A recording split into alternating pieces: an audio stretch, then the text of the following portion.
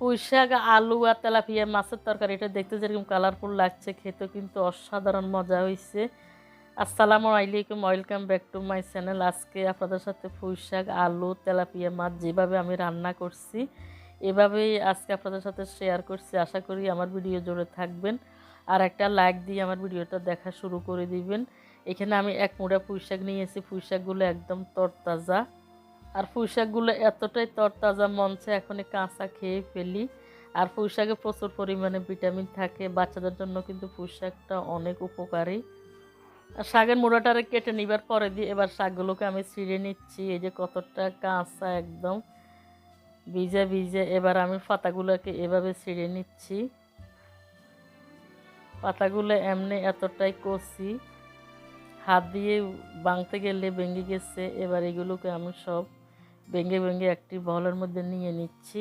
আর পুঁই শাকগুলো অনেক বড় বড়, এরপর আমি দুই ভাগ করে নিচ্ছি। যেহেতু আমি মাছ দিয়ে রান্না করব সেহেতু পাতাগুলোকে একটু বড় বড় করে নিতে হবে, তাহলে রান্না করলে কিন্তু দেখতে অনেক ভালো লাগবে, খেতে অনেক ভালো লাগবে। এ পর্যায়ে শাকগুলোকে কেটে বেছে সুন্দর করে ধুয়ে নিয়েছি। এইদিকে আমি চুলার উপরে একটি কড়াই দিয়েছি, এর মধ্যে আমি হাফ কাপ পরিমাণ রান্নার তেল ডালে দিয়েছি। এবার এখানে হাফ কাপ পরিমাণ পেঁয়াজ কুচি দিয়েছি এবং 8-10টা কাঁচামরিচকে ফালি করে হালাই দিয়েছি। এবার ইগেনটা কতক্ষণ তেলের মধ্যে বাজি একদম নরম করি লমু।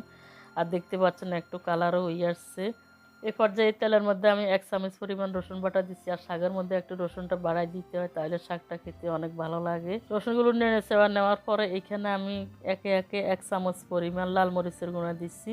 শাকের মধ্যে জালটা হইলে শাকটা খেতে অনেক ভালো লাগে। তারপরে এখানে আমি 1 চামচ পরিমাণ হলুদের গুঁড়া দিচ্ছি। এরপর এখানে স্বাদ মতো লবণ দিচ্ছি।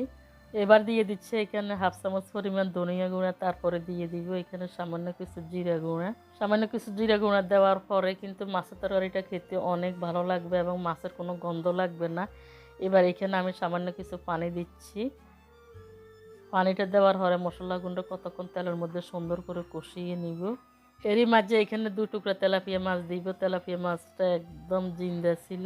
এবার দিয়ে দিচ্ছি এখানে বড় একটা মাথা। আজকে মাছগুলো আনছে একটু আগে, মাছগুলো একদম তাজা ছিল। এরকম তাজা মাছ দিয়ে শাকটা রান্না করে নেওয়ার পরে মনে হয় অমৃত স্বাদ হয়েছে।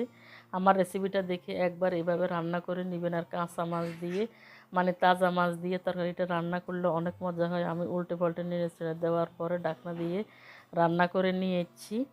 মাছগুলো কষানো হয়ে গেছে সুন্দরভাবে। আমি অফ ক্যামেরা আরও কাপ পানি দিয়েছি। সুন্দর করে মাছগুলো কষিয়ে না হইলে কিন্তু পরে মাছটা খেতে গন্ধ লাগবে। এবার মাছের টুকরাগুলো আমি তুলে নিচ্ছি, পরে এগুলো আবার দিয়ে দিব, না হয় এগুলো ভেঙে যাবে। আর মাছের অর্ধেক আমি ভেঙে দিয়েছি। এ পর্যায়ে শাকগুলো তো ধুয়ে পরিষ্কার করে নিয়েছি, এবার পানির মধ্যে রেখে দিয়েছি। এ পর্যায়ে এগুলোকে সেকে সেকে দিয়ে দিচ্ছি।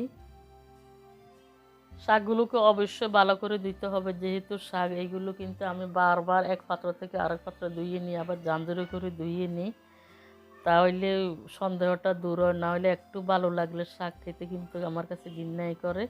অবশ্যই শাকগুলো ভালো করে ধুয়ে নেবেন, তাহলে খেতে কিন্তু অনেক মজা পাবেন।